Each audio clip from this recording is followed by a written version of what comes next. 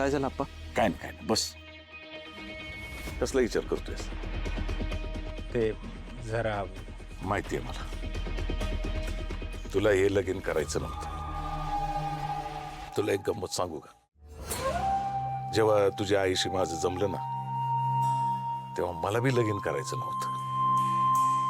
पण तुझा आजा रंगा अण्णा लय डेंजर माणूस, एकदम भडक डोक्याचा. त्यांनी माझ्याकडे फक्त बघितलं ना तरी बी मी चळा कापायचो. तो मला काय म्हणला माहितीये का? ए सुकाळीच्या गप गुमान लगीन कर. मी केलं. सुरुवातीला मी बी तुझ्या आईशी ना नीट नाही वागायचो, पण त्या बिचारीने घेतलं मला सांभाळून. ती रमली संसार आणि हळूहळू मी बी जुळवून घेतलं.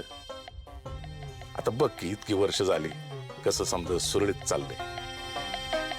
हे संसाराचं असंच असतं लेकरा. एकाने जुळून घेतलं ना आपसुक दुसरं जुळवून घेतो आणि मग संसाराची गोडी अशी वाढायला लागते. आता तुझं लगीन झालंय म्हणल्यानंतर तुला संसार करावाच लागणार. नाही आप्पा, तुम्ही म्हणताय ते सगळं बरोबर आहे, पटतंय मला. बरं, तुमच्या इच्छेखातर मी लग्न केलं का नाही? होय. पण आता हे सगळं नाही जमायचं हो मला. अरे जमणार नाही आता कोणाला सांगतोस तू? अरे लाली, हेच तुझं आता नशीब आहे.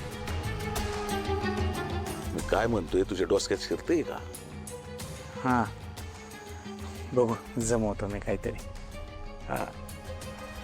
पण होय आप्पा, हा. तुमचं सगळं चांगलं चाललं होतं. होय.